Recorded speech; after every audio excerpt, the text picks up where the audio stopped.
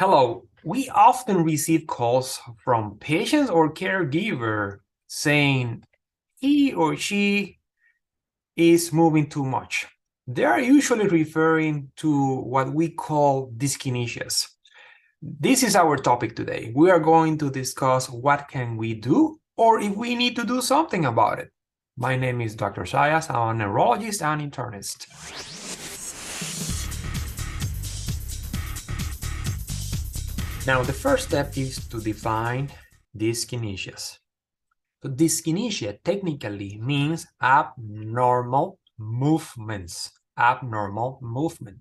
However, when your provider asks you if you have dyskinesia in the setting of Parkinson's disease, they are referring to dance-like movement. Many times like head bobbing, like this, head bobbing. So it's very important for you to understand the difference between dyskinesias and tremors. Why is that? Because many times when patients call the office and they say, I'm having more tremors. So typically your provider will increase the doses of Sinemet or the Ritari, the carbidopa, levodopa. And then you call back in a few days saying that your symptoms are worse, that you're having more tremors. But what happened is that you are getting the incorrect recommendation based on the information that you gave to your provider. Because most likely what you are having is what we call peak dose dyskinesia, peak dose effect, which is the most common type of dyskinesia, approximately 80%. That happens when you take the pill and after 1 or 2 hours, you start having this type of movement, the dance-like movement. So it is thought to be an overdose state. So the dopamine receptors are too sensitive. So you need to have Parkinson's disease and you need to be on levodopa to have this problem. But this is the most common one. The other type of dyskinesia, which is less common and affect mostly the legs, is what we call biphasic dyskinesia, biphasic. So here at the onset, so you take the pill and quickly after taking the pill, not quickly, but initially, when the medication is kicking in, you start having dyskinesias, okay? Dyskinesia. And then when the medication is wearing off, again, you have dyskinesias. This is more difficult to treat, but at least is not too common. The other problem that we can have is when you are off. This is an off phenomenon. So this is the patient that tell you that they wake up in the morning, usually in the morning, but not necessarily, but usually in the morning because they had been the whole night without taking any dopaminergic agent, any levodopa or whatever medication they are taking for Parkinson. So many hours without the medication, then your brain is telling you, give me my levodopa or I will squeeze you. So, and this is what happened.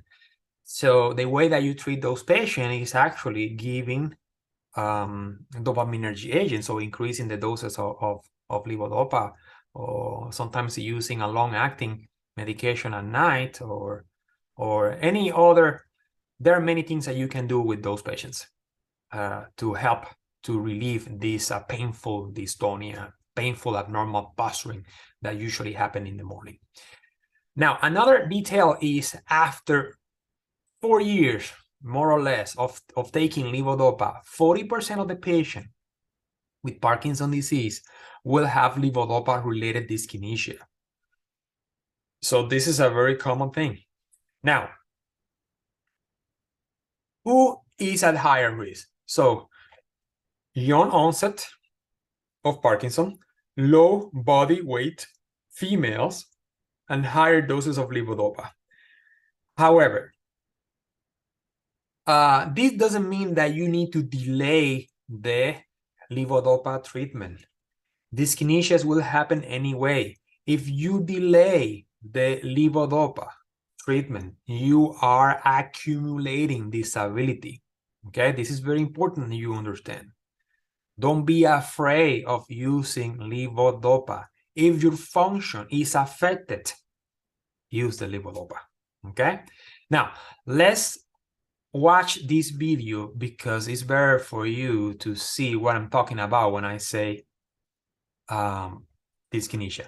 So let's start with this one. So this is dyskinesias. Okay, so you see this dance-like movement, like this patient is dancing, probably worse on the right. And the reason for that is because most likely the symptoms, the Parkinsonian symptoms, the stiffness, the slow movement in this patient are worse on the right. And this is the side of the body that you see more chorea, more dance-like movements. Okay, this is what we call dyskinesia. Remember that. Now, these are not technically dyskinesia in the setting of Parkinson's disease. This is a tremor. Okay, this is a tremor. This is very important. When you call, you have to be able to differentiate these two problems, these two abnormal movements. Now let's talk about the most important thing for you guys is what can we do about this problem, right? So the first question that you need to ask yourself is how severe is this problem? If this is affecting your life, if this problem affecting your function, not only your motor function, also your social function. You might feel embarrassed to go to places because you are moving too much and people are looking at you. So that might be a reason to treat that. However, many patients, they're having dyskinesias and they are not even aware of the dyskinesia. So sometimes you don't even need to treat that. So now, imagine that the dyskinesia are severe enough that you need to treat. This is severe enough that it's causing you more pain, neck pain, exacerbating your arthritis, making you falling down because it's so severe. So then you need to do something about it. You need to treat.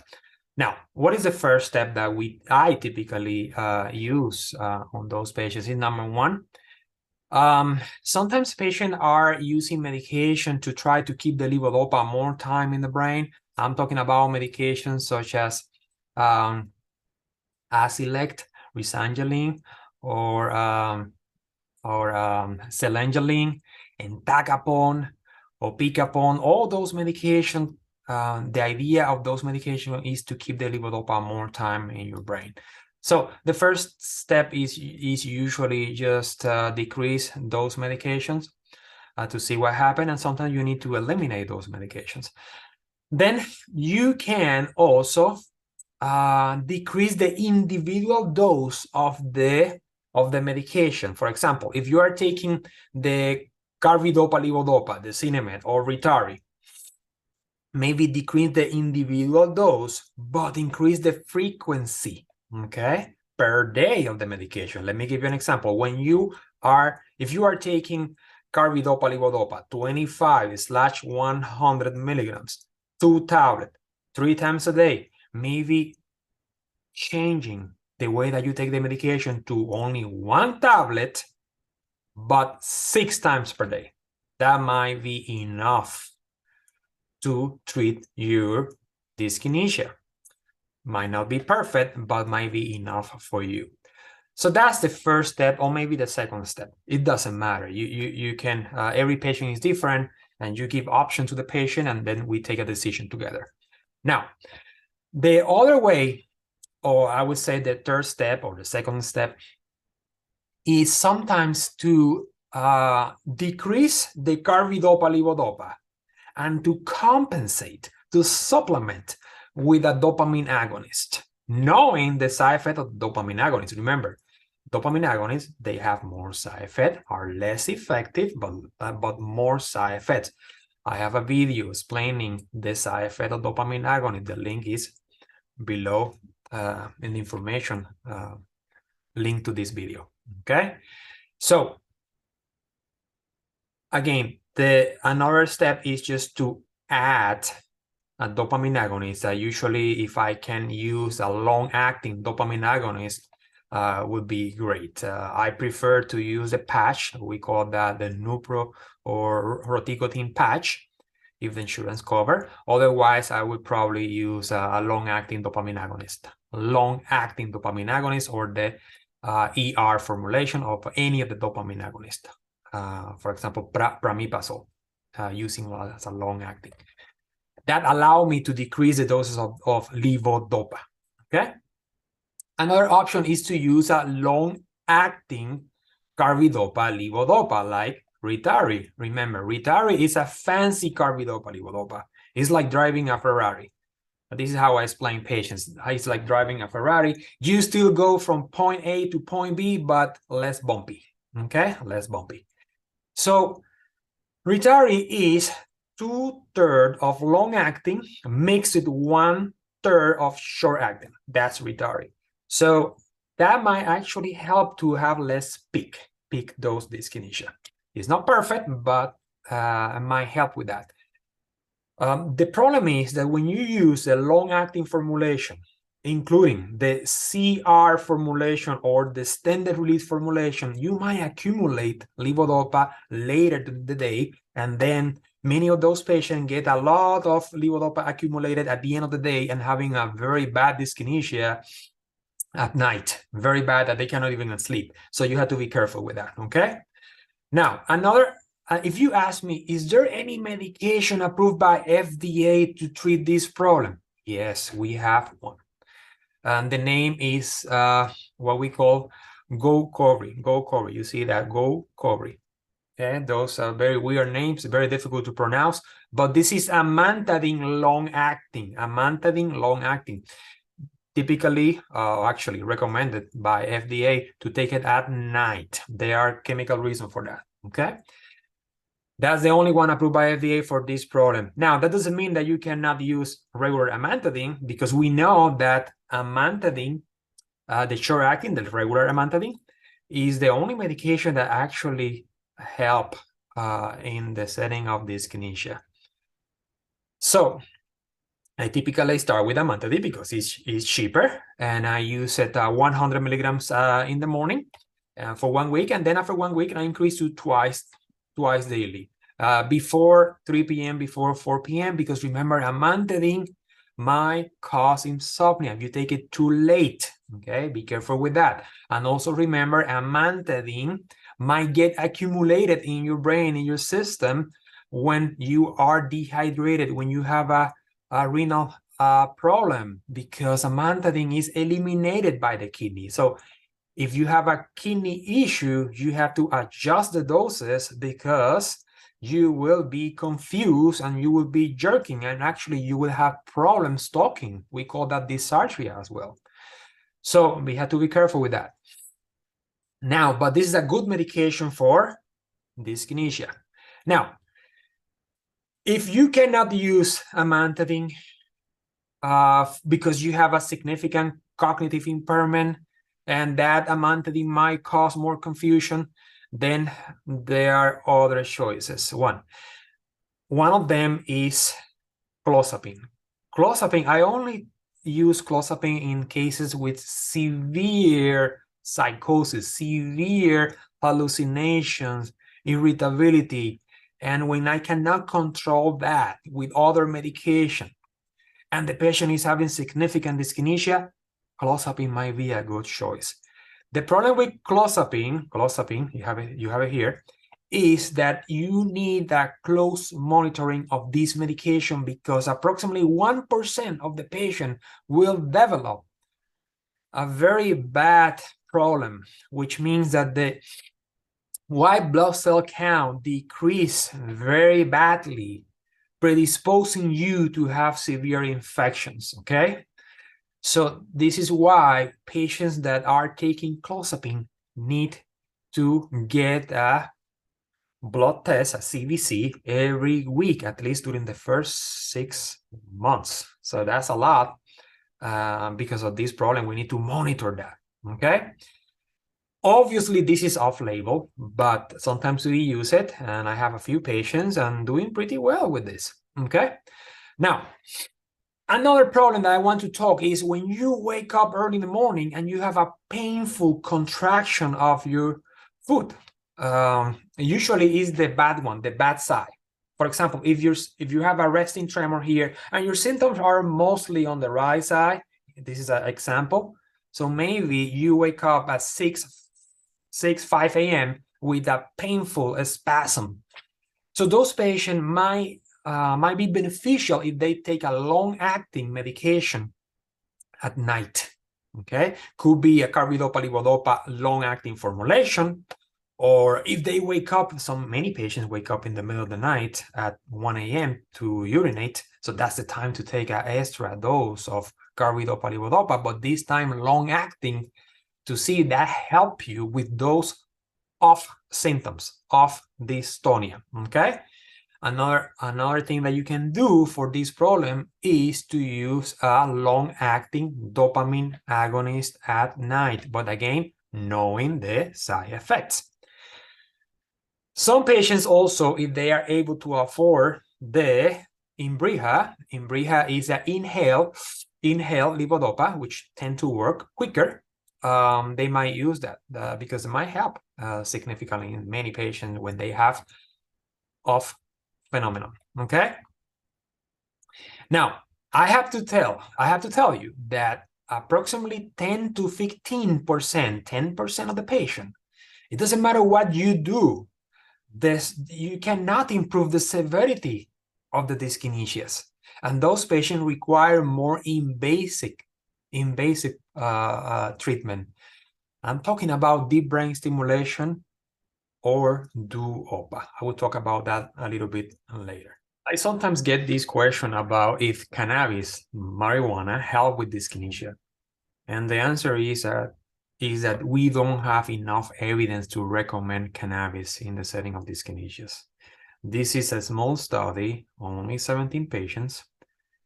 It did not show any significant benefits, so we don't recommend that. Even though that you might see some videos, some YouTube videos showing some benefit when the patient use marijuana. Okay. Now, let's talk about what we can do when we cannot manage dyskinesia with medications, with adjustment of medications. So that happens usually in approximately 10% of the cases. Those patients require more advanced therapies. I'm talking about surgical therapy. So if you don't have any contraindication, the way to go is to get deep brain stimulation. Okay, this is an invasive neurosurgical procedure that delivers continuous stimulation to deep area of the brain related to Parkinsonian motor symptoms, improving, but this is not a cure. Okay, remember that this is not a cure, motor symptoms, including dyskinesias. And also tremors, stiffness, slow movement, on and off fluctuation, and off time. So, in other words, anything that levodopa is helping you, deep brain stimulation will help you. So deep brain stimulation show in multiple clinical trials improving quality of life in patients with Parkinson's disease. You need at least 4 years with the disease in order to think about deep brain stimulation, okay? At least for now in 2023. It does not improve balance, speech, swallowing, or thinking, okay? Now, if levodopa is helping you with the walking and the freezing, then deep brain stimulation might help. Otherwise, it's not going to help you with the walking, okay? This is very important that you understand that. Now, if you are not a candidate for deep brain stimulation, then the other choice is to get what we call duopa. Duopa is a continuous infusion, approximately 16 hours per day of levodopa directly in the area of absorption in the intestine, okay? If you want more information about duopa, just go to this website and they have plenty of information. I got this picture from this website.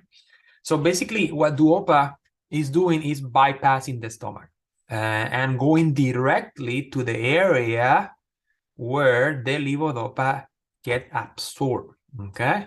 So what is doing is because you are giving the patient continuous infusion, you decrease those peaks, okay? Those peaks. So it's more continuous. It's still the patient might have the peaks, but it's not like when you give the patient Cinemet, okay? So there is a significant improvement in quality of life when you use Duopa. If you like this video, don't forget to subscribe to my channel, share, and like. See you soon.